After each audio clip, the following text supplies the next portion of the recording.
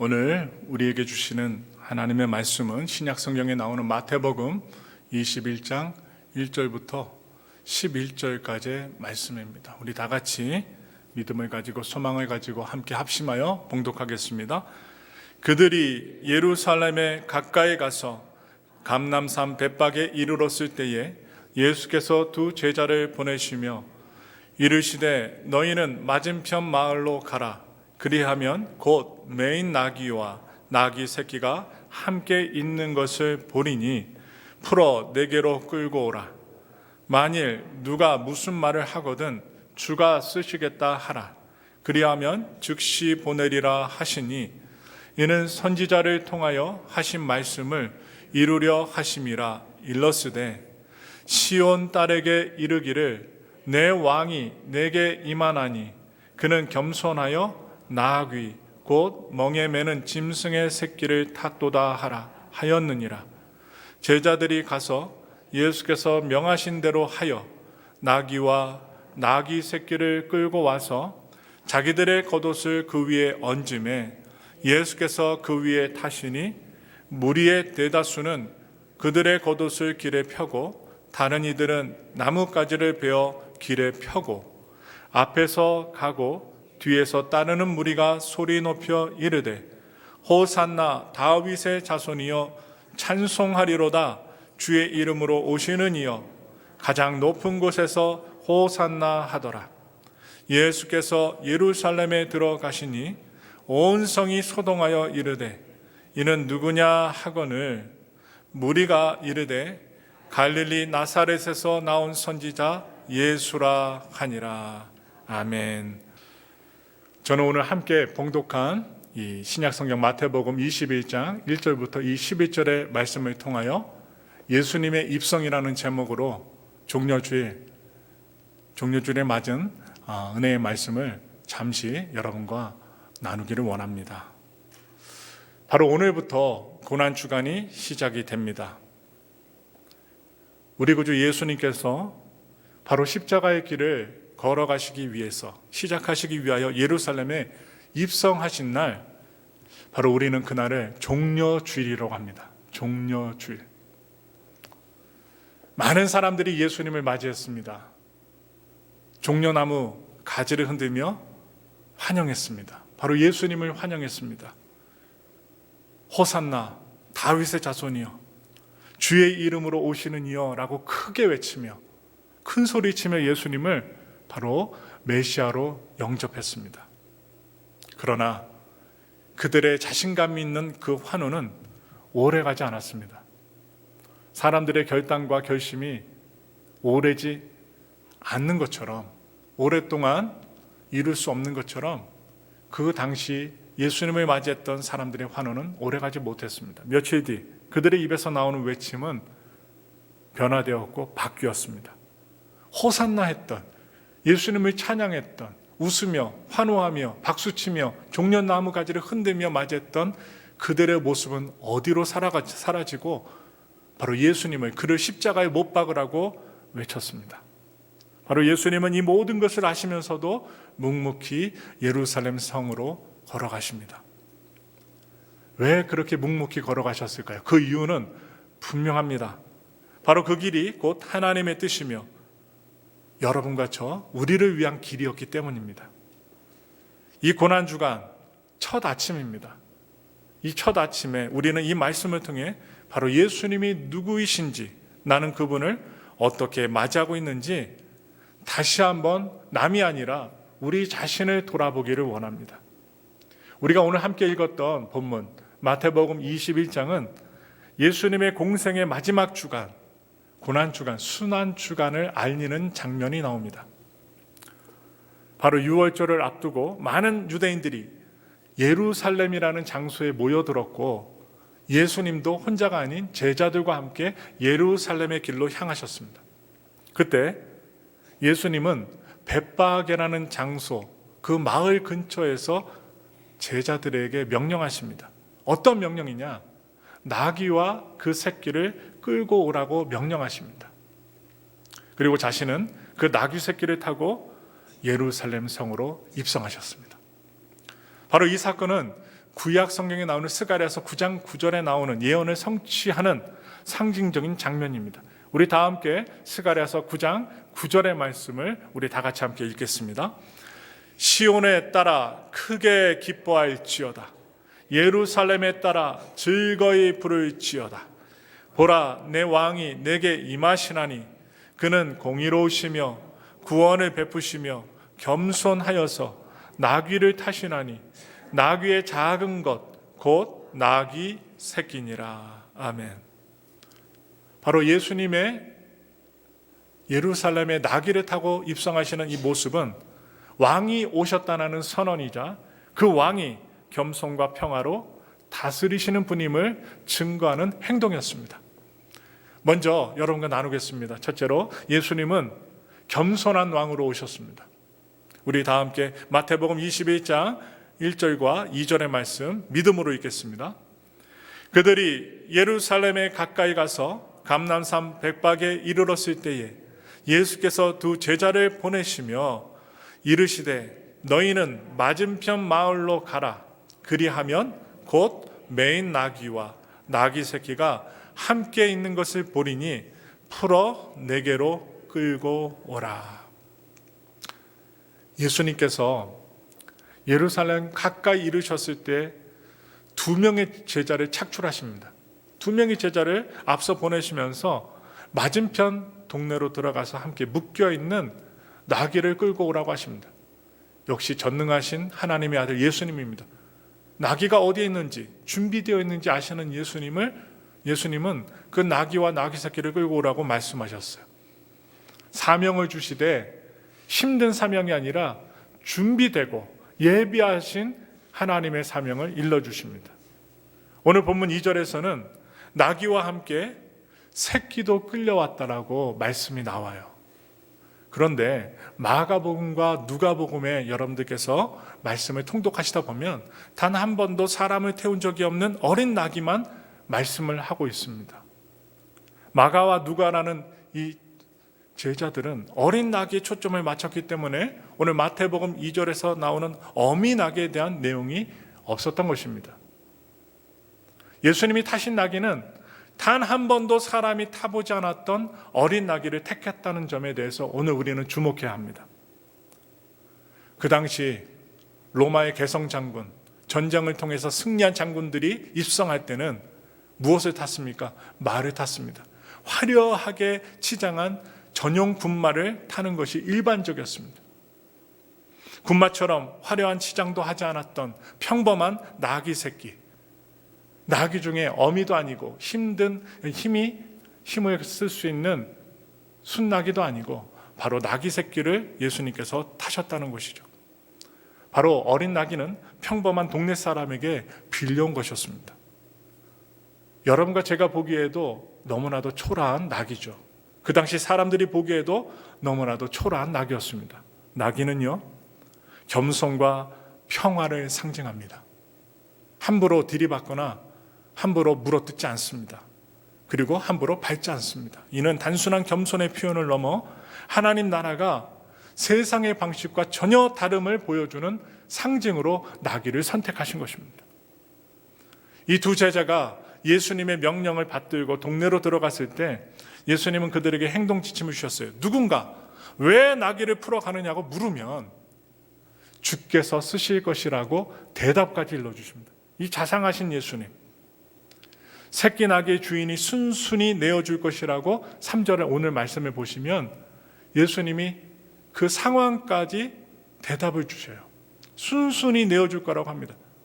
여러분과 제가 어딘가 가서 나귀 내어주시오, 엘파소 먼 그 농장에 가서 나귀 주시오 하면 어떻게 할까요? 총 맞을 수 있어요. 어디 감히 우리 가게 들어와 공짜로 나귀를 달라고 하느냐, 채찍에 맞을 수도 있습니다. 심지어 죽을 수 있어요. 그런데 예수님은 능력의 하나님의 아들이시라 순순히 내어줄 거라고 합니다. 사실 예수님은 우주의 통치자이신 만왕의 왕이신 하나님의 본체가 되셨습니다. 모든 우주의 소유가 예수님이라는 것을 성경에서 증거하고 말씀하고 있습니다. 지금 우리가 소유한 재산과 생명도 누가 주셨습니까? 예수님이 주셨습니다. 그리고 모두 주님의 것입니다. 그러기에 언제든지 주님이 쓰시겠다고 명령하시면 아낌없이 내어드릴 수 있는 마음과 자세가 바로 성도의 자세라는 것입니다. 오늘날 우리는 어떻게 살아갑니까? 움켜쥐며 살아갑니다. 그러나 주는 자가 복되다고 합니다. 마음도 주고 사랑도 주고 또한 다른 사람들이 아파할 때 기도해 줄 수 있는 여러분과 제가 되길 원합니다. 오늘 이 시간 설교의 말씀을 전하면서 또한 찬양하면서 마음의 감동을 주시기는 오늘 아픈 몸을 이끌고 온 우리 손분 자매님 계셔요. 케빈과 함께 휠체어를 타고 오셨어요. 병원에 가서 원인을 찾아봐도 원인을 찾지 못하고 또한 수액 주사를 맞을 때는 몸이 좋으셨어요. 근데 오늘 또 보니까 또 여러 가지 그 테스트를 받고 또 이렇게 집으로 돌아가시게 되었는데 숙적해지셨어요. 그래서 오늘 우리가 줄 수 있는 것이 무엇입니까? 사랑의 마음으로 기도해 주는 것입니다.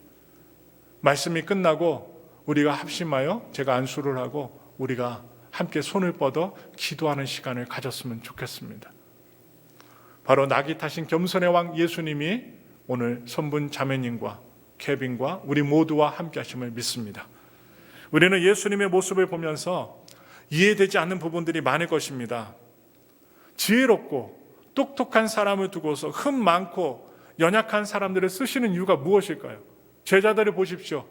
사사들을 비롯하여 수요 강해나 금요 기도회 때 말씀을 나누었지만 많은 하나님께 쓰임받은 사람들이 똑똑한 사람들이 아니었습니다. 흠이 많고 연약한 사람들이었습니다. 오늘 이 자리에 앉아 계신 분들 가운데 나보다 못한 사람은 없겠지라는 그런 고백을 하시는 분들이 있을지도 몰라요. 아닙니다.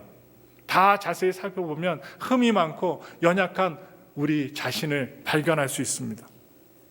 그런데 그것은 연약할수록 겸손하다는 것이죠. 그렇지 않은 분도 계십니다. 그러나 대다수는 연약할수록 겸손해집니다. 나는 할 수 없어도 주님은 하실 수 있기 때문입니다. 그래서 예수님께서 사람들이 좋아하고 부러워할 만한 화려한 군말을 타지 않으셨던 이유는 말은 싸우고 전쟁할 때 타는 것이기 때문이었습니다. 그래서 오히려 약하고 볼품없어 보이는 냄새나는 어린 나귀를 타셨던 것입니다. 우리 다 같이 다시 한번 스가랴서 9장 9절부터 10절의 말씀을 믿음으로 읽겠습니다. 시온에 따라 크게 기뻐할지어다. 예루살렘에 따라 즐거이 부를지어다. 보라, 내 왕이 내게 임하시나니 그는 공의로우시며 구원을 베푸시며 겸손하여서 나귀를 타시나니 나귀의 작은 것 곧 나귀 새끼니라. 내가 에브라임의 병거와 예루살렘의 말을 끊겠고 전쟁하는 활도 끊으리니 그가 이방 사람에게 화평을 전할 것이요 그의 통치는 바다에서 바다까지 이르고 유브라데 강에서 땅끝까지 이르리라. 무슨 말씀이에요? 어떤 예언입니까? 왜 예수님이 나귀를 선택하시고 타셨습니까? 예수님은 전쟁을 하기 위해 이 땅에 오시지 않으셨고 평화의 샬롬의 왕으로 십자가에 죽으시려고 이 땅에 오셨기 때문에 스가랴서의 예언대로 어린 나귀를 선택하셨고 타셨던 것입니다. 예수님은 힘으로 다스리는 세상의 왕이 아니십니다. 힘으로 우리를 억압하시는 분이 아닙니다.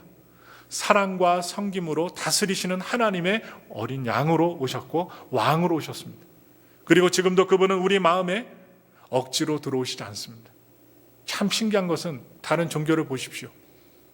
다 그렇지는 않겠지만 대다수는 힘으로 믿게 하려 합니다.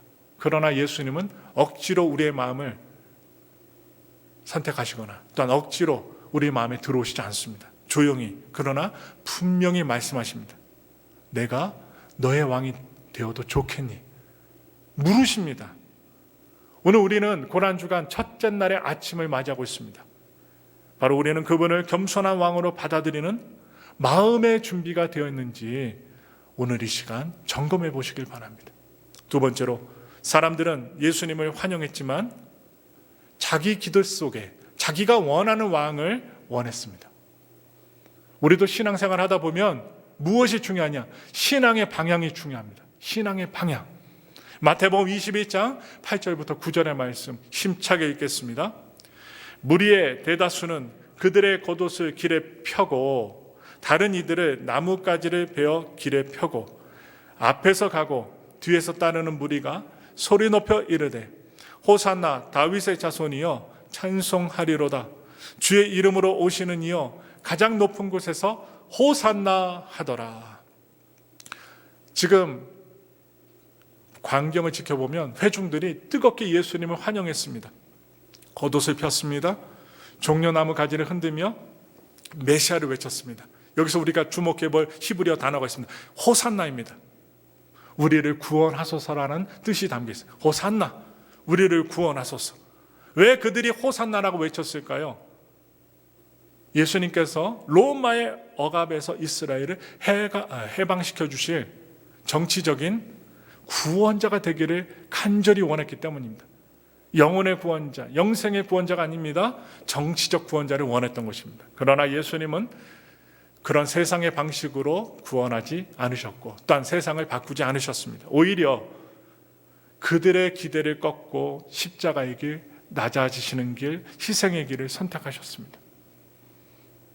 사람도 희생하길 원치 않았는데, 낮아지길 원하지 않았는데 하나님의 유일하신 독생자 예수, 그 아들이 희생의 길로 간 것입니다. 예수님은 평화의 왕으로 싸우시기 위해 오시지 않고 십자가에서 피 흘리기 위하여 오셨습니다. 죽기 위해서 오신 것입니다. 예루살렘 성에 입성할 때는 환영하는 호산나라는 칭호를 받으셨지만 앞으로 예루살렘 성 밖에 나가실 때는 그들의 무리가 돌변하여 십자가에 못 박으라고 외치는 함성으로 바뀌게 될 것을, 그들의 얼굴과 모습과 말하는 뽐새까지 바뀔 것을 이미 아시고 계셨습니다. 예수님의 예루살렘 입성은 죽기 위해 가신 것이고 죄와 죽음과 사망 권세를 이기시려고 입성하신 것입니다. 예수님을 둘러싸고 환영했던 무리가 눈이 어두워졌답니다. 눈이 어두워 제대로 분별하지 못하는 깨달음이 여러분 없음을 보시고는 예수님은 슬퍼하시며 이렇게 말씀하셨습니다. 누가복음 19장 42절의 말씀입니다. 우리 함께 읽겠습니다. 이르시되 너도 오늘 평화에 관한 일을 알았더라면 좋을 뻔하였거니와 지금 내 눈에 숨겨졌도다. 예수님이 십자가에서 주시는 구원은 아무에게나 보여지지 않습니다. 그 은혜는 아무에게나 보여지거나 느끼게 해주시는 것이 아닙니다. 그래서 눈이 가려워진 사람들은 호산나 다윗의 자손 예수님이 온전하게 보이질 않습니다. 보이지 않으면 어떻게 할까요? 기도하지 못합니다. 믿음을 갖지 못합니다. 또한 주일날 온전하게 예배드리지 못합니다. 많은 사람들이 예수님을 따르다가 자신의 기대와 다르다는 것을 알게 되었을 때 떠났습니다. 예수님이 십자가 달리실 그 당시에도 떠났지만 오늘날에도 떠납니다. 예배드리고 기도하고 하나님께 봉사했는데 나에게 왜 이렇게 고난이 많으냐, 왜 이렇게 손해가 많으냐, 이렇게 눈이 가려워져서 세상의 것에 눈이 가려워지게 되면, 이치를 따지게 되면, 이익을 따지게 되면 교회를 잘 다니다가도 하루아침에 떠나가게 되는 것입니다. 오늘 우리도 예수님을 믿고 따르지만 바로 내 신앙이 내 기대에 맞는 하나님을 원하고 있는지 돌아보셔야 합니다. 어떤 분들은 내 감정에 치우쳐서 예배를 드린 분이 있고 안 드린 분도 계십니다. 내 감정을 넘어 하나님께 믿음을 가지고 예배 드리셔야 되고 기도해야 됩니다. 그것이 신앙입니다. 그것이 바로 하나님 그 사명을 순종하며 따르셨던 예수님의 모습이요, 낙이 타신 예루살렘에 입성하신 예수님의 모습입니다. 진짜 신앙은 예수님을 있는 그대로 받아들이는 것, 십자가를 통해 우리를 구원하신 분으로 고백하고 따르는 것입니다. 그렇다면 세 번째로 예수님의 입성은 하나님의 구원의 계획이었다는 사실을 말씀을 드리면서 우리 마태복음 21장 마지막 절 10절의 말씀을 읽겠습니다. 예수께서 예루살렘에 들어가시니 온 성이 소동하여 이르되 이는 누구냐 하거늘.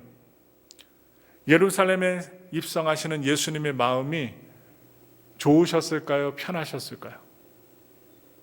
그리 편하지 않으셨을 것 같아요. 불편하셨을 것 같아요.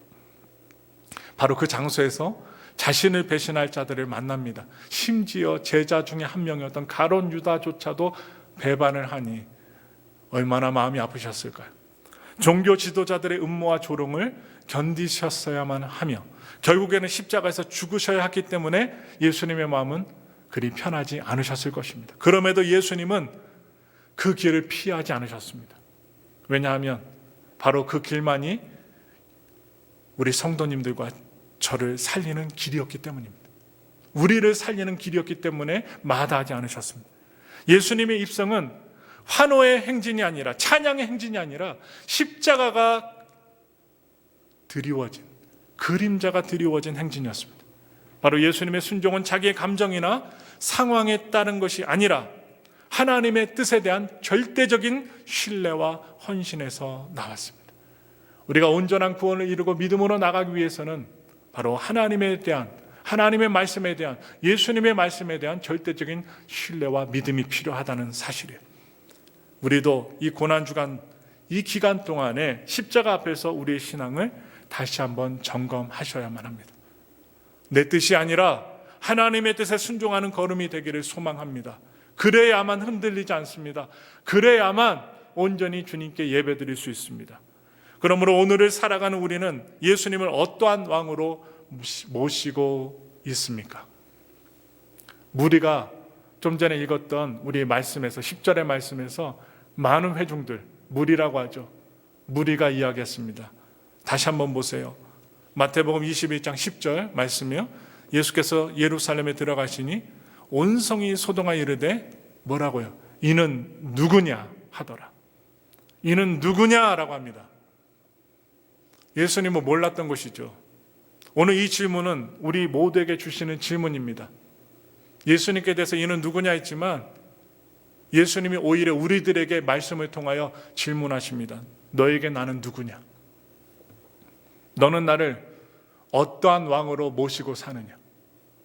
예수님을 어떻게 모시고 사느냐고 묻습니다. 바로 우리의 입술로는 호산나라고 외칠 수 있지만 정작 남이 보지 않은 우리의 삶의 모습은 예수님은 나의 왕으로 모시지 못하는 삶은 아닌지는 돌아보셔야 합니다. 그래서 예수님은 내 문제의 해결사 정도로 여겨지는 분이 아니라는 것입니다. 어려울 때마다 해결해 주시오, 해결해 주시오 라고 해결사로 부르는 예수님의 이름이 아닙니다. 내 삶 전체를 다스리시고 인도하시는 참된 왕, 구원의 주님이 되십니다. 고난주간의 시간인 오늘 우리는 다시 예수님 앞에 서야 합니다. 그분이 우리 마음에 입성하시기를 간절히 바라며 우리의 삶 가운데 왕이 되기를 원하십니다. 그분은 지금도 나귀를 타고 겸손하게 우리에게 다가오고 계십니다. 바로 그분 앞에 우리의 강력한 자아, 꺾지 못하는 자아와 교만을 내려놓고 진심으로 이렇게 고백하길 원합니다. 호산나, 주님의 이름으로 오시는 이여, 바로 내 마음의 왕이 되어 주옵소서. 내가 주인으로 산 지가 오래되었습니다. 내 마음속에 나의 왕으로 와 주시옵소서. 고난주간을 보내시며 이 고백을 깊이 되새기시는 귀한 하나님께 구원받은 성도님들이 되시기를 예수님의 이름으로 축원합니다.